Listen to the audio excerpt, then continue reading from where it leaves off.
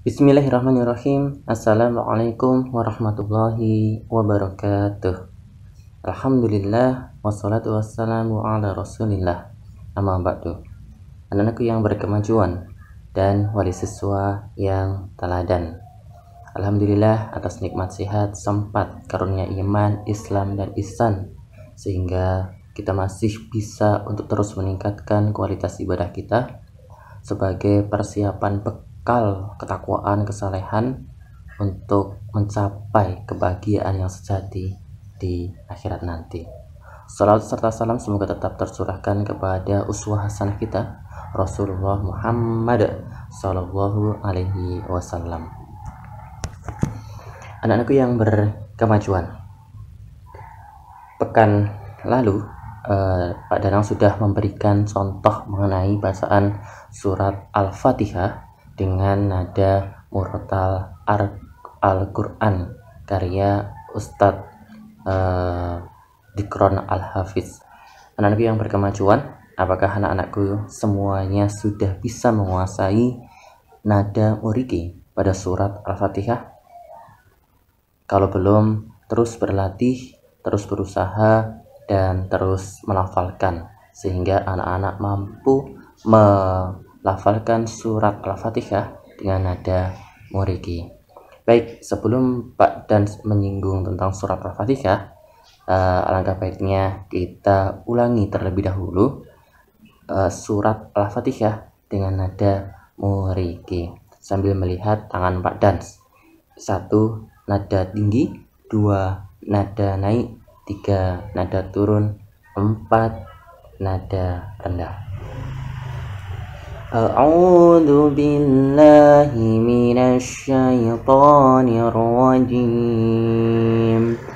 Bismillahirrahmanirrahim. Alhamdulillahi rabbil alamin. Ar-Rahmanir-Rahim. Maliki yaumiddin. Iyyaka na'budu wa iyyaka nasta'in. Ihdinas siratal mustaqim.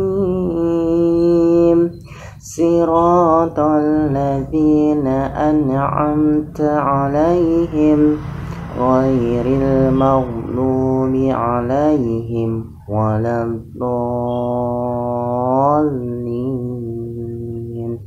Amin.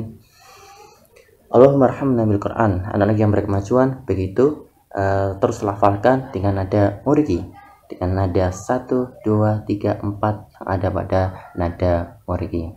Anak-anakku yang berkemajuan, surat Al-Fatihah sangat penting, harus kita kuasai, termasuk terjemahan artinya dan maknanya, karena surat Al-Fatihah menjadi rukun sholat.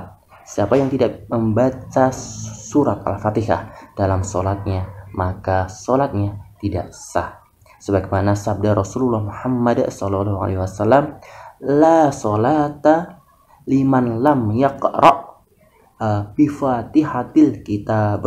La sholata, tidak sah sholat, liman lam yaqra', bagi orang yang tidak membaca bifatihatil kitab, yaitu Al-Fatihah.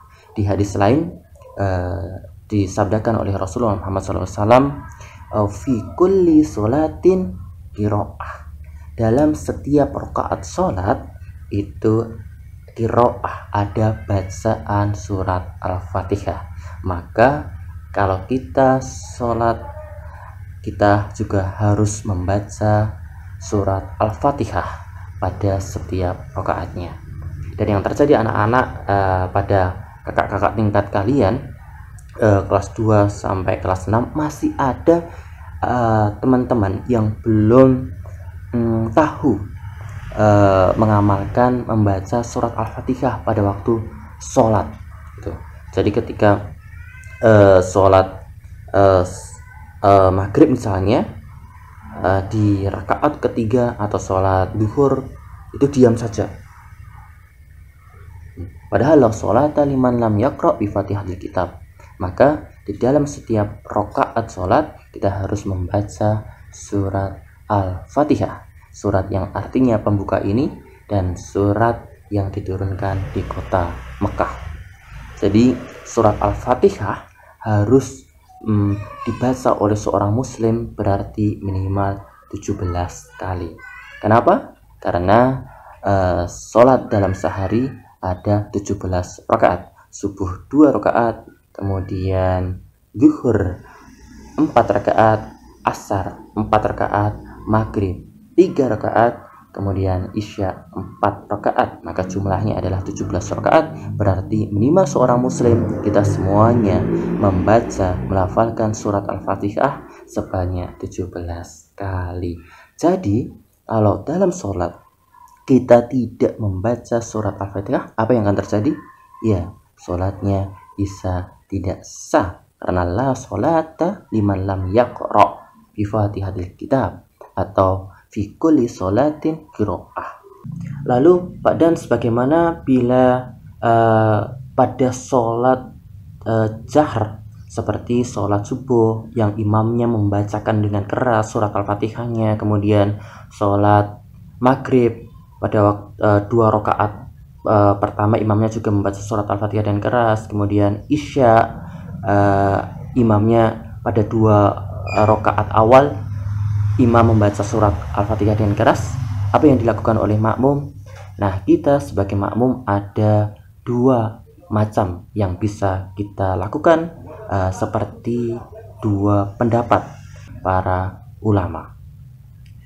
Yang pertama yang bisa kita lakukan adalah ketika imam membaca surat Al-Fatihah dengan keras, jahr dikeraskan, maka makmum bisa mendengarkannya dengan baik, karena sesuai dengan dalil pada surat Al-A'raf ayat 204, apabila dibacakan kepada kalian Al-Quran maka fastami'u lahu, maka dengarkanlah dengan baik, wa ansitu, dan diamlah, la'allakum turhamun, agar kamu mendapatkan rahmat. Jadi ketika imam membaca surat Al-Fatihah dengan keras, Alhamdulillahi Rabbil Alamin, kita bisa mendengarkan dengan baik sambil memahami maknanya.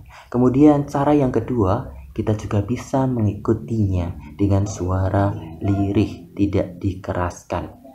Ketika imam membaca Bismillahirrahmanirrahim, Alhamdulillahi Rabbil Alamin, Alhamdulillah, Ar-Rahmanir Rahim, Ar-Rahmanir-Rahim. Nah, begitu. Sehingga kita tetap menghargai, tetap mengamalkan membaca surat Al-Fatihah di dalam setiap rakaat dalam sholat.